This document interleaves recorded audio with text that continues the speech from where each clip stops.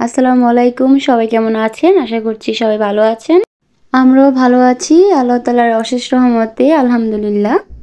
তো এই তো গতকাল তো ও ছোট মাছ নিয়ে আসছিল। তো আজকে ও ২ রকমের মাছ নিয়ে আসছে। এখানে নিয়ে আসছিল পাঙ্গাস মাছ আর রুই মাছ আরকি। তো সকালে ও মাছগুলা কিনে দিয়ে ও চলে গেছে ওর কাজে। আর আমি এখন মাছগুলাকে ভালো করে ধুয়ে রিফিল করে নিব। পাঙ্গাস মাছটা ওর আর আমার দুজনেরই খুব প্রিয়। তো এই তো পাঙ্গাস মাছটা প্রায় সময়ই মানে আনা হয়। আর আমার বাসায় সবসময় থাকা লাগে। কারণ এই মাছটা যেহেতু ও খেতে পারে, আমিও খেতে পারি এজন্যে। আর বিশেষত এটা একটা গুণ, এটার মধ্যে কাঁটা তেমন একটা নেই এজন্যে আসলে। এবার যারা আমার ব্লগটি দেখছেন প্লিজ একটি লাইক দিয়ে আমার ভিডিওটি কন্টিনিউ করে নিবেন। আর যারা আমার চ্যানেলটিকে এখনও সাবস্ক্রাইব করেননি প্লিজ চ্যানেলটিকে সাবস্ক্রাইব করে আমার পাশেই থেকে যেতে পারেন। আর যারা আমার চ্যানেলটিকে সাবস্ক্রাইব করে আমার পাশেই আছেন তাদেরকে অসংখ্য ধন্যবাদ। পাঙ্গাস মাছটা তো এমনিতে খাইতে ভালোই লাগে, কিন্তু এই মাছটাতে প্রচুর তেল থাকে। এই তেলটা আসলে শরীরের জন্য ভালো না। তো যাই হোক, কিছু করার নাই, যেহেতু ওরও প্রিয় আর আমারও প্রিয়। আর এই তো এখানে ২ রকমের মাছ ছিল। আর মাছের ডিম, তারপর মাছের পেটি, এগুলো আমি মানে টুকটুক করে কেটে নিলাম। এগুলো আমি ভাজি করব। তারপর ধুন্দুল ভাজি করব, সিম রান্না করব। তো সিমটা কিন্তু গতকালকে মানে বানিয়ে রেখে দিছিলাম। মানে বানানো হয়েছিল রান্না করার জন্য, যে মাছ ছিল না, বড় মাছ, এই জন্য রান্না করতে পারি নাই। তো আজকে সিমটাও রান্না করে নিব। আর এই তো ভাতের চাউলটাও ভিজিয়ে নিলাম। ভাত রান্না করার আগে আমি সবসময় ভাতের চাউলটা ভিজিয়ে রাখি। এটা আমার আম্মার কাছ থেকে শেখা। আমার আম্মা সবসময় রান্না করার আগে ভাতের চাউলটা ভিজিয়ে রাখে। তাতে ভাতটা খুব সুন্দর হয় আর ঝরঝরে হয়। আর এমনি তো মানে চাউল কিন্তু অনেকদিন থাকলে বাসায় একটা তিতির ওষুধ ইউজ করা হয়, বা দোকান থেকে কিনে আনলো দোকানদারের লোকরাও কিন্তু এগুলো ইউজ করে, যাতে চাউলে পোকা না ধরে আর কি। তো সব ক্ষেত্রেই চাউলটা ভিজিয়ে রান্না করলে আমার কাছে মনে হয় ভালো। তো যাই হোক, আমার ধুন্দুল ভাজিটা হয়ে গেছে। আর এখানে মাছের ডিম, তারপর পেটি, এগুলো ভাজি করা হয়ে গেছে। তো এখন আমি সিমটাও রান্না করে নিব। তো আজকে ৩ রকমের রান্না করলাম আর কি, মানে ২ রকমের ভাজি আর ১ রকমের তরকারি। অল্প করেই করলাম যাতে শেষ হয়ে যায়। তবে সিমটা একটু বেশি করে রান্না করব। সিমের তরকারি একটু ভাজি হলে ভালোই লাগে।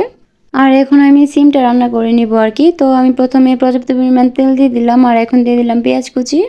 আচ্ছা, যারা ব্লগার আছে বা ব্লগার আপুরা আছে, আন্টিরা আছে, মানে সবার উদ্দেশ্যে বলতেছি, মানে সব কিছু থেকে আপনাদের কাছে কোনটা বেশি কঠিন লাগে? মানে যারা ব্লগিং করেন, ধরেন মানে ভিডিও করা, তারপর মানে ভিডিওটা মানে এডিট করা, মানে সব কিছুর মধ্যে থাম্বনেল তৈরি করা, ভয়েস ওভার করা, সব কিছুর মধ্যে কোনটা কঠিন লাগে?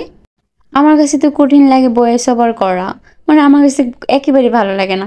কেন ভালো লাগে না? দেখেন এখন যে এত গরম, গরমের মধ্যে মানে ফ্যান অফ করে, তারপর মানে জানালা, তারপর দরজা সবকিছু অফ করে ভয়েস ওভারটা করতে মানে করা লাগে আর কি। এই গরমের মধ্যে ফ্যান, দরজা, জানালা সবকিছু অফ করে ভয়েস ওভারটা করা লাগে। কষ্ট হইলেও করতে হয় যেহেতু ব্লগিং করি। আর ফ্যান, দরজা, জানালা যদি অফ না করে করি তাহলে তো ভয়েসটা ভালো আসবে না। আমি ভয়েস করতে বসলে ঘামতে ঘামতে একেবারে শেষ, মানে এত গরম লাগে এখন। তো যাই হোক, দুপুরে তো রান্না বান্না করে তারপর খাওয়া দাওয়া হয়ে গেছিল। এখন চলে আসলাম সন্ধ্যাবেলা। গতকালকে যে পেঁপে, তারপর আনারস, এগুলো নিয়ে আসছিল। তো ভাবলাম যে সন্ধ্যার সময় নাস্তা করা যাক। পেঁপেটা মোটামুটি পাকা ছিল, আর মোটামুটি পাকাটি ভালো লাগে, মানে পুরোপুরি পেকে গেলে ভালো লাগে না আমার কাছে। পেঁপেটা দেখে একটা কথা মনে হয়ে গেল, আমরা ছোটবেলা খেলতাম পাখি পাকা পেঁপে খায়, মানে এই কথাটা যে যতবার বলতে পারে আসলে এটা বেশিক্ষণ বলা যায় না, মানে উল্টা পাল্টা বলে ফেলে আর কি। তো পেঁপেটা ভালোই পড়ছিল। তো পেঁপেটা খাওয়ার পর তারপর আনারসটাও কেটে নিব, কারণ আনারসটা দেখা যাচ্ছে যে বেশি পেকে গেছে। তো যদি আজকে খাওয়া না হয় তাহলে পরে আবার নষ্ট হয়ে যাবে। আর এই তো পেঁপেটা খেয়ে নিলাম। আর এখন চলে আসলাম আনারস কাটতে। আসলে যতই বলেন না কেন, আনারসটা মানে খাওয়া থেকে কিন্তু আমার কাছে এটা ফ্লেভারটা আর দেখতে খুব সুন্দর লাগে। আমার কাছে আনারস আর স্ট্রবেরি ফ্লেভার খুবই ভালো লাগে। বিশেষ করে চকলেটগুলো ভালো লাগে, স্ট্রবেরি চকলেট, তারপর আনারস মানে পাইনাপেলের চকলেট, এগুলো ভালো লাগে বেশি। আর এই তো এখন আমি আনারসটা কেটে নিচ্ছি। আসলে আনারস কাটতে গেলে না আমার মায়া লাগে। আচ্ছা, কেন মায়া লাগে জানেন? কারণ আনারসটা কাটতে গেলে অনেক মোটা করে ফেলে দিতে হয়, যেহেতু এগুলার ছোট ছোট চোখগুলো আছে, এই জন্য অনেক মানে মোটা মোটা করে কেটে ফেলে দিতে হয়। এই জন্যে আর কি মায়া লাগে। তো যাই হোক, আমি এটা সুন্দর করে কেটে নিলাম, চোখগুলাও ফেলে দিলাম। আনারস ও তেমন একটা লাইক করে না, তবুও নিয়ে আসলো আর কি, একটি নিয়ে আসছে। তো আনারসটা কেটে তারপর খাওয়ার পর আবার রাত্রের খাবার রেডি করতে হবে। আমাদের নারীদের কোনো অপশন নেই, সকালে ঘুম থেকে ওঠার পর সারাদিন শুধু রান্নাবান্না নিয়ে বিজি থাকা লাগে। আর এই তো আজকে আমার সাহেব বলতেছিল ও নাকি রাতের খাবার মানে অন্য কিছু খাবে না, মানে নকশি পিঠা খাবে। তো যে কথা সেই কাজ, আমি এখন নকশি পিঠাগুলো আরেকটু ভেজে তারপর শিরাতে চুবিয়ে দিয়ে দিব। ঈদের আগের দিন যে বানানো হয়েছিল তো প্রায় শেষই হয়ে গেছে, মাত্র 4টা পিঠা ছিল আর কি। ও বলতেছিল যে ওকে শিরা দিয়ে তারপর দেওয়ার জন্য, তো আবার একটু ভেজে তারপর এখন শিরাতে দিয়ে দিব আর কি। শিরাটা আমি খেজুরের গুড় দিয়ে করে নিলাম। তো খেজুরের গুড় দিয়ে শিরাটা করলে ভালো লাগে, ফ্লেভারটা ভালো লাগে।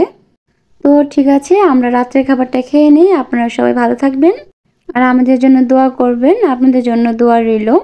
তো আসসালামু আলাইকুম, আল্লাহ হাফেজ।